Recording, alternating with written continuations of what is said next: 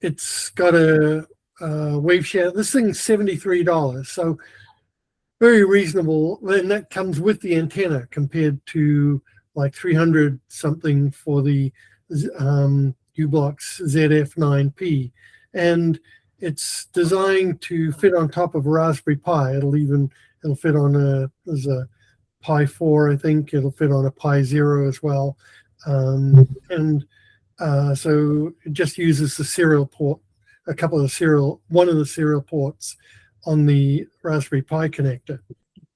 So I did a bunch of documentation here. I'm going to paste this into the chat, the link to the repo where I've put the LC29H RTK-GPS driver. And so, started with someone else's work and improved it. But it comes in two flavors, a BS flavor and a DA flavor. The BS is intended for use as a base station. The DA is intended for use as a rover, and they're not interchangeable. You can buy them off Amazon. They're about on about a 30-day lead, about a 3-week lead time. But because they come from China, but they actually came ahead of schedule. So I actually got mine in about 2 weeks. Kareem had a similar experience, and so I got instructions on how to run the driver, what topics it publishes, the parameters. There's an XY node that subtracts the a local origin from the fix to give you an offset, an XY offset from the local origin, and examples of how to run it. There's a print position command and so forth. So on a launch file that starts the driver and the XY node and an Ntrip client. So the assumption here is, there's what you need to be aware of. This is an L1, L5 GPS receiver. And so it's got some pros and cons. It's cheaper because, I don't know why L5 is cheaper, but it is. But there aren't many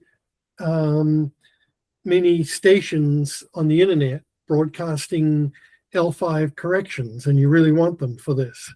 Fortunately, or maybe unfortunately for me, I'd gone through a lot of work to document how to set up the base station version of this. And that documentation is right at the top here.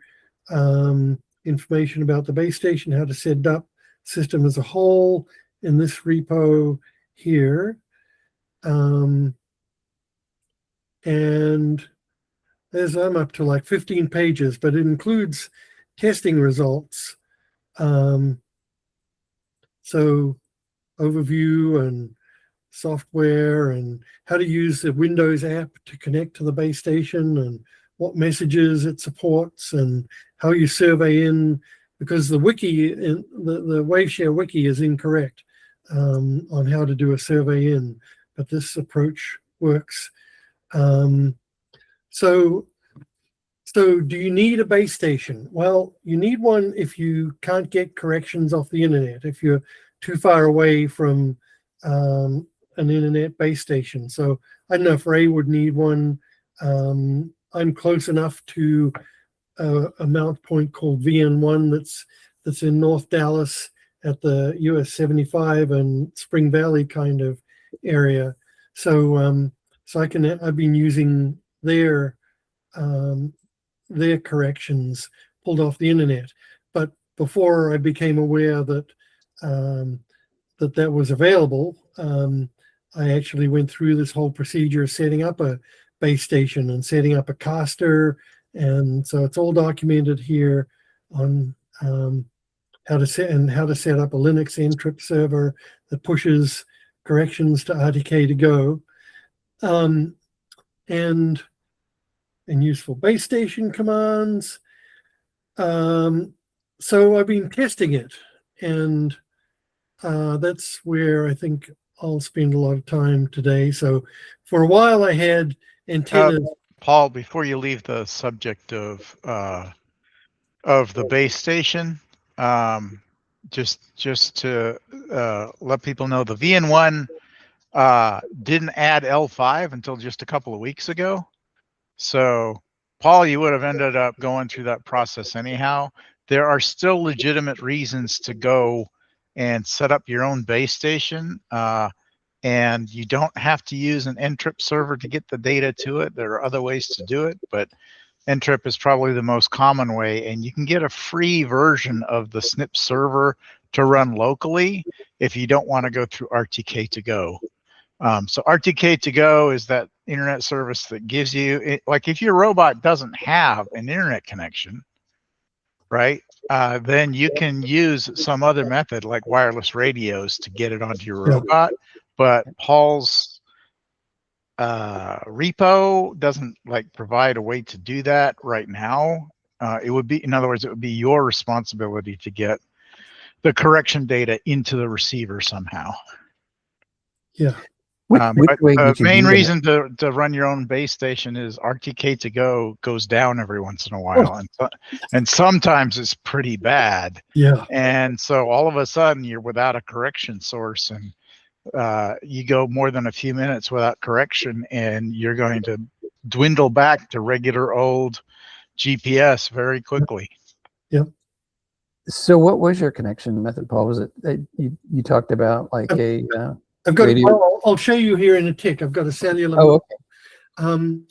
But what so I've got testing results here, and I'll tell you what. Let me just skip over first to the contraption. So I wanted to compare. Let's see, I'll pin myself, and I am pinned. Good. So Carl Ott would be proud of me. I built something out of duct tape and baling wire that is a comparison test unit using a ZF9, a ZED-F9P right next to an LC29H, and I'm running them both on the same mobile assembly. So this is my comparison. So it's mounted on a tripod. Here's the duct tape holding the battery on, so I could take it around my yard. And there's a little, just plug this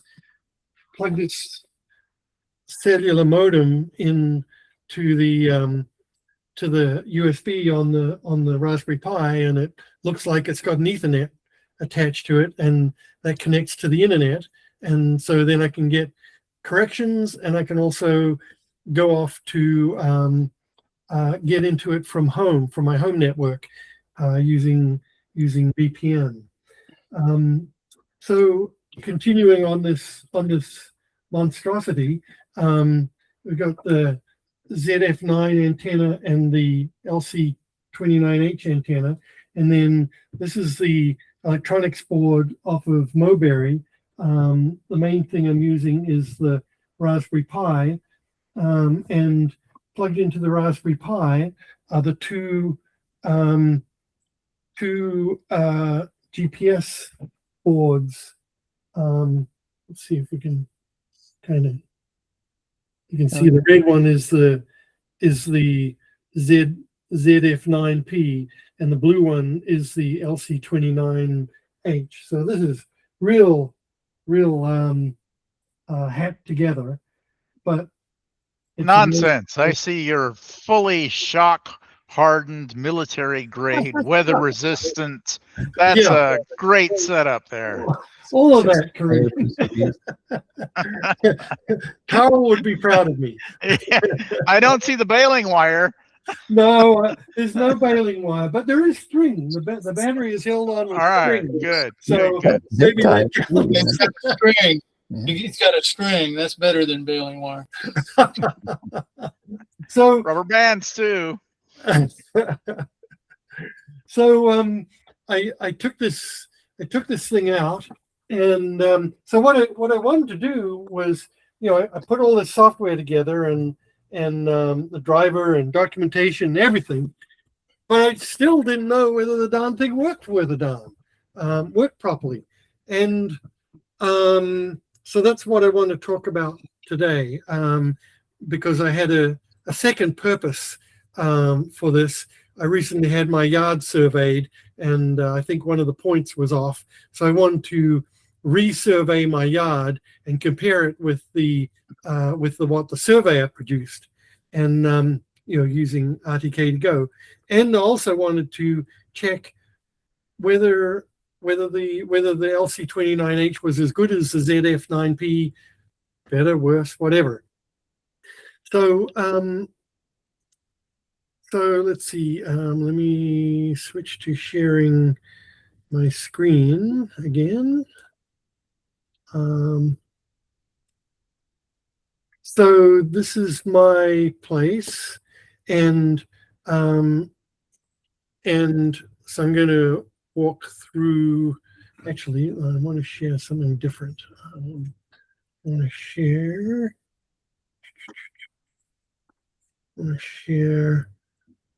This screen,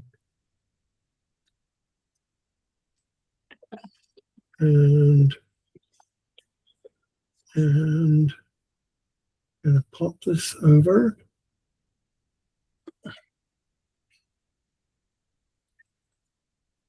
This is coming through okay, right? Yeah. There we go. Okay, so there's a Corps of Engineers monument down under a steel H bar here, a first corner marker up behind the Hobie, a second corner marker under the tree, a third one next to the neighbor's house, just over here, and then another one in the middle under this tree, and another one on the corner that's clear of trees. So I'm doing several things here. I'm comparing two different RTK receivers in a variety of conditions, from open sky to under trees. There's another corner marker here, and another one here next to this big hedge, and then another one under these crepe myrtles, and then the last one is down in this corner before you get back to the Corps of Engineers marker. And so I have this survey, and the survey starts at the Corps of Engineers survey marker down here and goes around in a clockwise direction around the points that I just showed. So here's where the cottonwood tree is here. I'm shading this one. Then this is in front of the neighbor's house. This is by the street, the other end of my yard by the street, back under the crepe myrtles, and then back out to the corner by the lake. And so there's my assembly, and here it is in the Corps of Engineers marker. And you can see on the ground there's this monument, survey monument, which is not accurately positioned by the Corps, but at least it's some kind of permanent monument to use as a reference. So I took this whole assembly around, because it's self-contained, it's got a battery, and it's got cellular connection to the internet. And with VPN over that, I could get to it from my laptop that was on my home network, and read off the readings from the position from the ZED-F9P receiver and from the LC29H receiver. And yeah, So here's another a marker in open sky. That's the second marker. Then this one is, here it is under the cottonwood tree, just about pretty much shaded by it. Then here it is in front of the neighbor's house, and here's the next survey marker that's under the neighbor's tree. And then we go on around to the front where it's pretty much in the open by the street, middle of my front yard, the other corner by a big bush here, and then under some crepe myrtle trees, which proved to be a significant issue. And then finally, the final corner is up around where this orange flag is. And so, so the system block diagram, I had the Raspberry Pi with two GPS receivers connected to it. The cellular modem was actually USB connected, so it looked like a Ethernet connection going off to the internet. Tailscale VPN going back to my laptop. The RTK-Go server is off on the internet somewhere, and as Kareem alluded to, it just gave me fits. It was down probably a third of the time that I was surveying. And so this is an annotated chart of X. This top plot is /GPS/XY/point/X is from the LC29, and the other one is from the ZED-F9P. So I've overlaid them, and you can see where they differ in places. And similarly for Y, this is Y, the Y offset from the local origin for both the LC29 and the ZED-F9P. Now this, I'm using Plot Juggler, and this is a computed graph that shows the Euclidean distance between the LC29 fix and the ZED-F9P fix at various points in time. So here you get are your scales in millimeters or centimeters? No, meters. So meters. Oh wow. Yeah, so these X offsets are in meters offset from the origin. Similarly, the Y offsets are meters offset from the origin. And then these differences, delta, this Euclidean distance. And by the way, the distance between the two antennas is 10 centimeters, just pretty much on the nose. So that's what you're hoping for is a 10 centimeter difference, plus or minus 2, because RTK-GPS should be accurate to 2 centimeters. You can see here that the Euclidean distance at times goes as high as 3 meters. But look at what RTK-Go was doing. 3 meters. The third one is also in meters? That's yes. In centimeters or millimeters. Meters. That's also in meters? Yes. Well, so that's a huge variance. Yeah, and you were sending the same entropy corrections to both receivers simultaneously? Well, no. Let me finish, Kareem. Let me finish. Okay. All right. This bottom plot is HX. That's the ZED-F9P's horizontal accuracy, and where you see it jump up here is where I lost corrections, and so RTK-Go was up and down. So this bottom blue line is an RQT bag trace of the corrections messages /RTCM. So you can see where it's blue, I'm getting corrections messages, and you got a low line on the horizontal accuracy. And I'll pull up Plot Juggler and we'll look at the actual values here in a tick, but I'm just laying out the landscape here. Then RTK goes down and you lose corrections. The horizontal accuracy goes up. So horizontal accuracy I found to be a good proxy for no corrections from the interrupt server. So basically it was lost through this whole period. Then it was good from here through here, which let me get from the Corps of Engineers monument to the first marker, and then on to the second marker, which is under the cottonwood, and then as far as Joe's house. So all up one side of the property. And then corrections dropped out. So if you look at the amount of blue on this whole line, I've lined these traces up so that they align with the scale. So this is a little over 2 hours of surveying.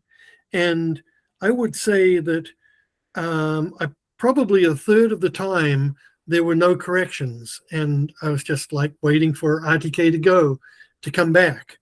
You know, and the driver tells you, or the Ntrip client tells you that there's no correction. So that's the reason why I'm seeing 3 meter deviations, Kareem, is both receivers are dropping back to plain old GPS.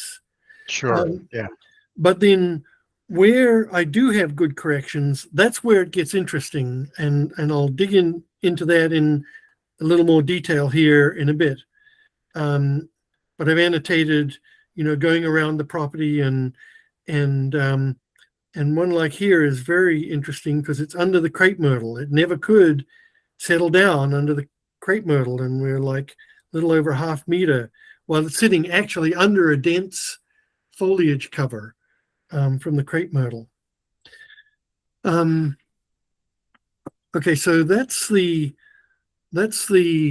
high level. So let me just then bring up.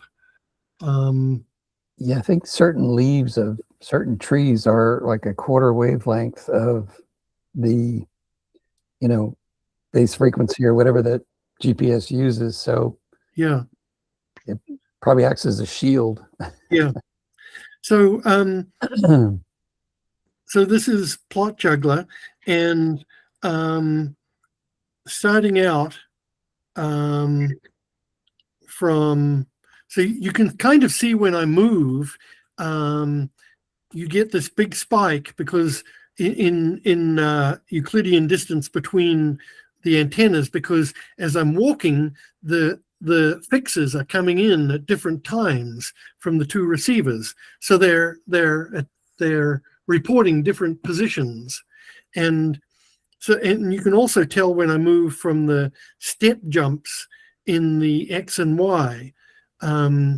So, you know, this is going from Corps of Engineers to the first marker, then to the marker under the cottonwood, and then to the front of my neighbor's house.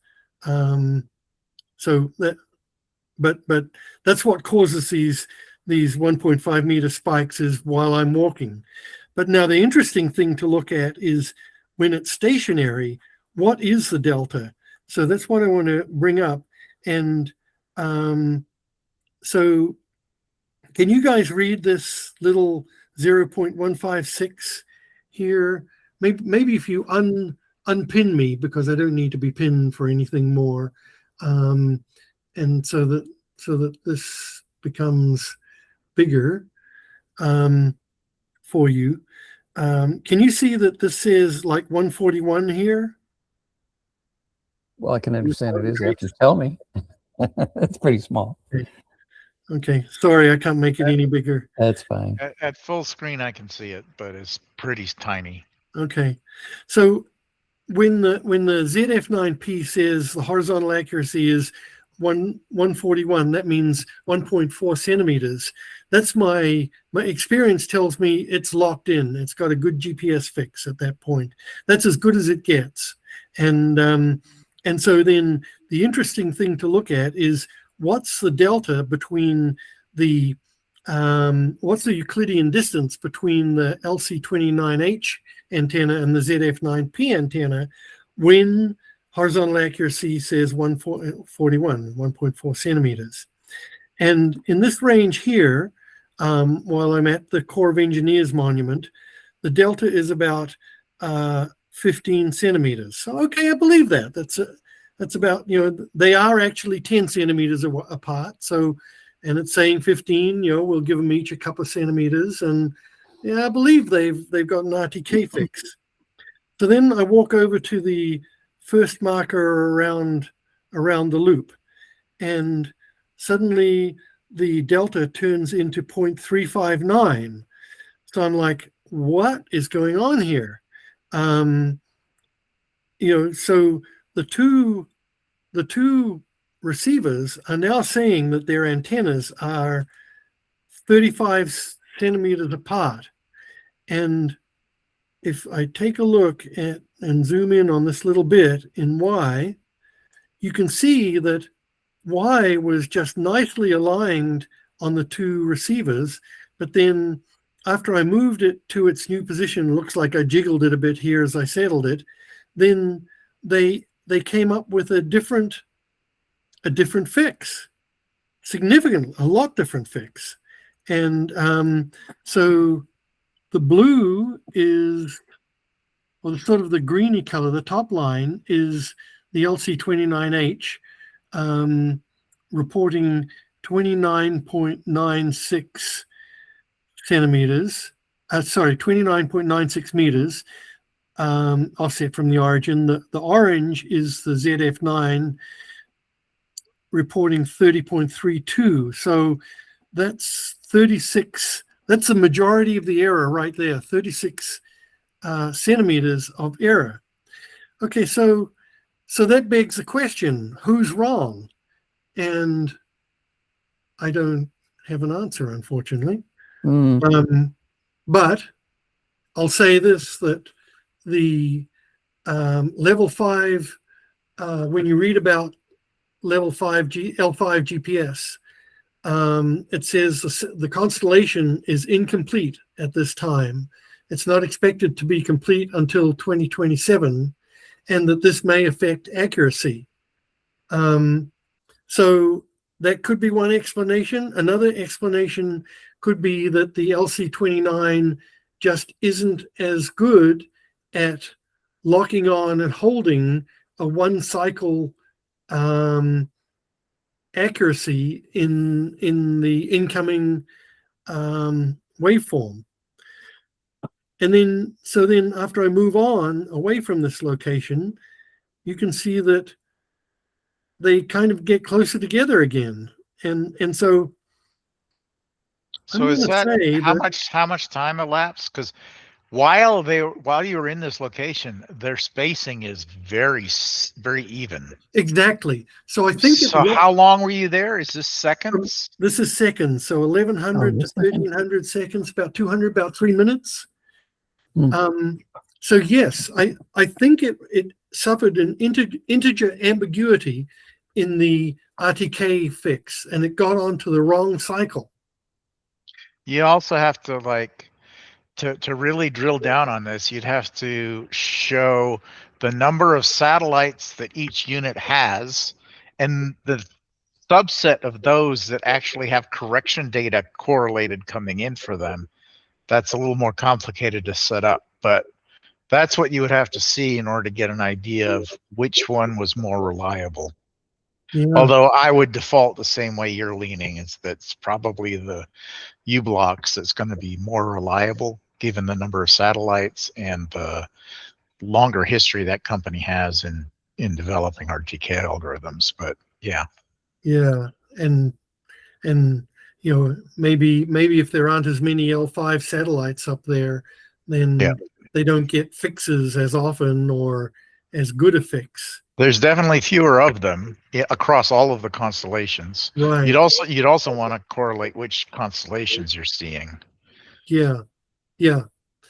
So all of this is to address the question that we all want to know: is this thing worth a darn?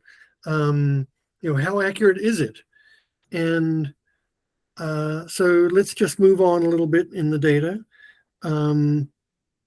Now I'm out in front of Joe's place, and then and the accuracy is 22 centimeters. So again, the antennas are 10 centimeters apart. So it's there's about a 10 centimeter error there. And again, it just looks like these things are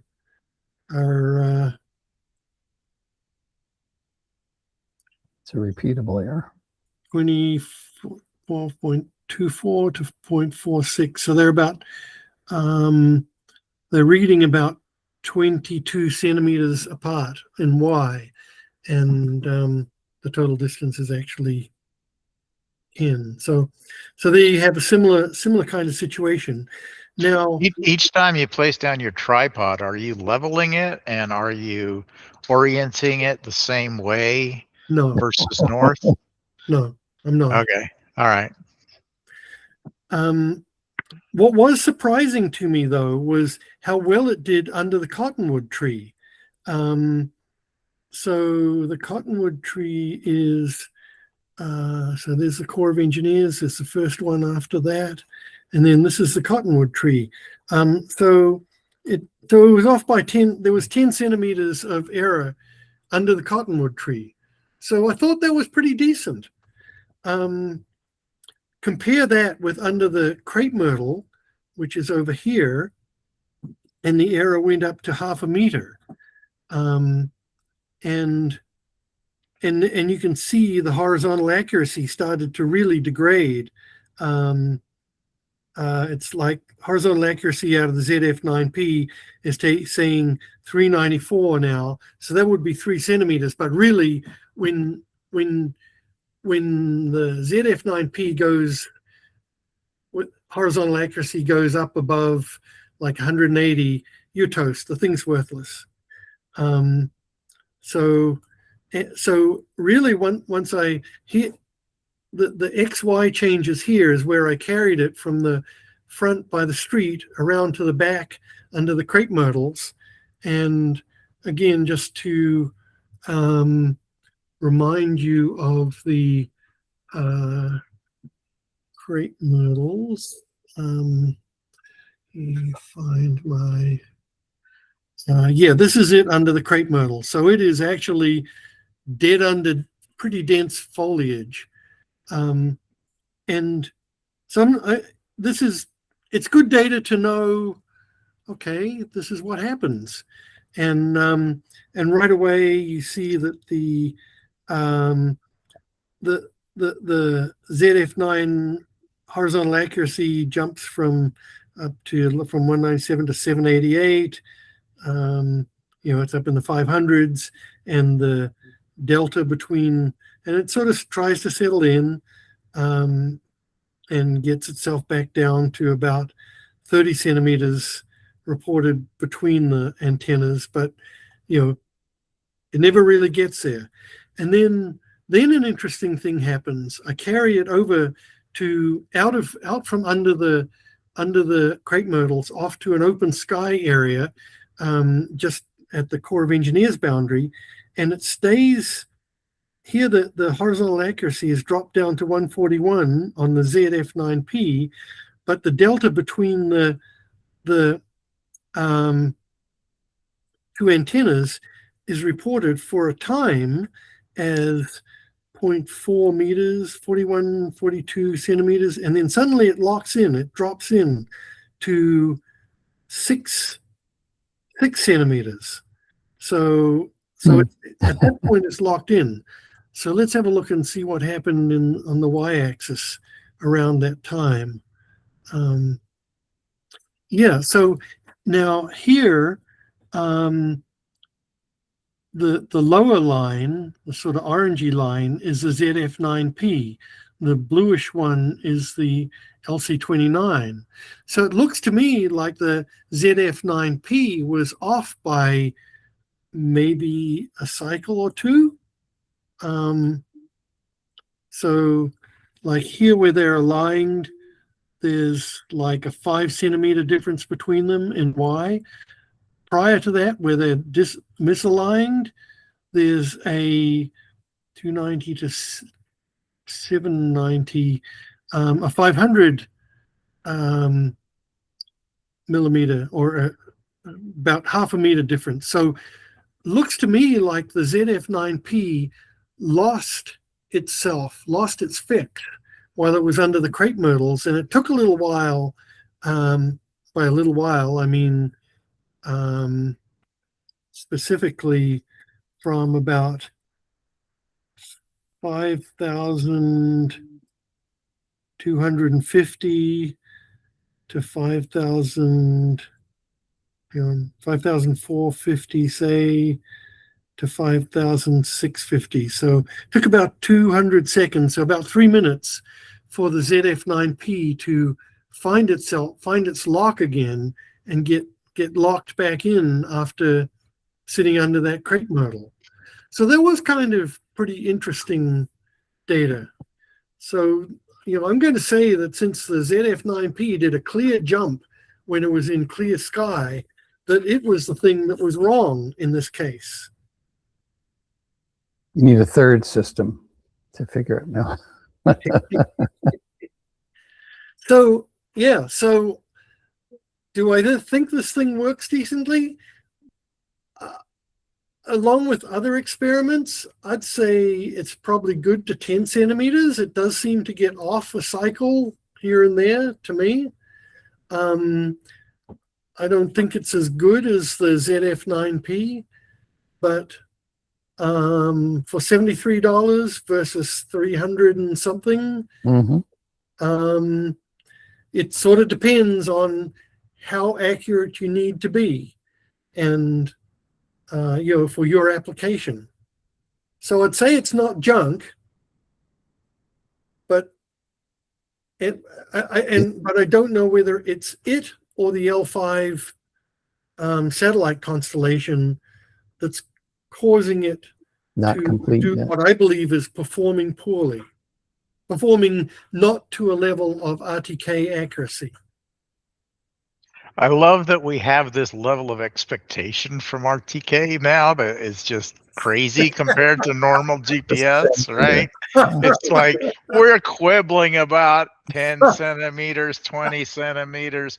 Okay, 30 centimeters is really bad, right? It's like 30 centimeters on the face of the earth, and we're complaining about it. So yeah, for the kind of price that we're talking about, is really hard to beat. The only real downside of RTK is that you got to have that correction source. But it's like, and that ends up being as much pain as anything else, probably more pain than anything else, is stabilizing your corrections. I was like, people should be drooling at the kind of prices we're paying for this kind of accuracy these days. And yeah, it's good to profile this and know that there are variances in your expectations, and what are the things you look for in order to be certain. Because there can be cases when you're navigating around a flower bed that you really don't want to crash into with a mower. Let's be really clear. But at the same point, any particular sensor is always a concern for dropout, and your system, if it's going to be really robust, needs to have a multi-sensory localization and not rely on just one system. Yeah. But that's really good work, Paul. That's fantastic work. It's I think it's gonna benefit a lot of people if they flag this section, and if they're really interested in another low-cost RTK sensor, they can go to this video, and they're gonna see some things that will sort of teach them the ropes and know what to look out for and what's possible. Thanks, Kareem.